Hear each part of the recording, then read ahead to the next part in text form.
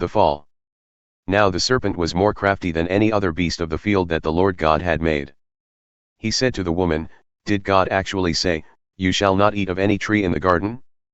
And the woman said to the serpent, "We may eat of the fruit of the trees in the garden. But God said, 'You shall not eat of the fruit of the tree that is in the midst of the garden, neither shall you touch it, lest you die.' But the serpent said to the woman, 'You will not surely die. For God knows that when you eat of it your eyes will be opened, and you will be like God, knowing good and evil.'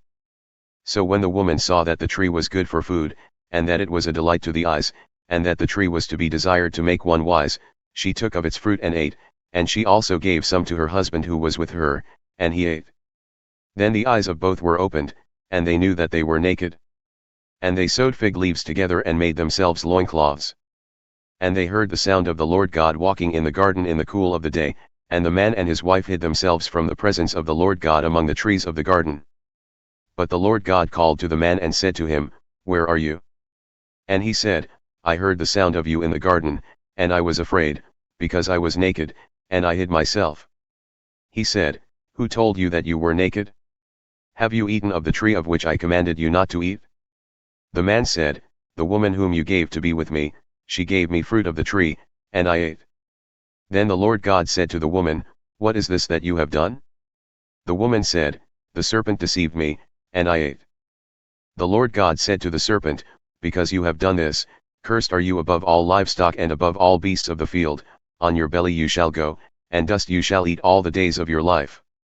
I will put enmity between you and the woman, and between your offspring and her offspring, he shall bruise your head, and you shall bruise his heel."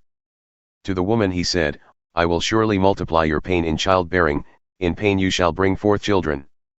Your desire shall be contrary to your husband, but he shall rule over you." And to Adam he said, "Because you have listened to the voice of your wife and have eaten of the tree of which I commanded you, you shall not eat of it, cursed is the ground because of you, in pain you shall eat of it all the days of your life. Thorns and thistles it shall bring forth for you, and you shall eat the plants of the field.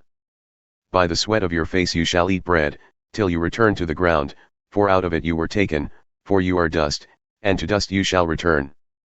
The man called his wife's name Eve, because she was the mother of all living. And the Lord God made for Adam and for his wife garments of skins and clothed them. Then the Lord God said, "Behold, the man has become like one of us in knowing good and evil. Now, lest he reach out his hand and take also of the tree of life and eat, and live forever." Therefore the Lord God sent him out from the Garden of Eden to work the ground from which he was taken. He drove out the man, and at the east of the Garden of Eden he placed the cherubim and a flaming sword that turned every way to guard the way to the tree of life.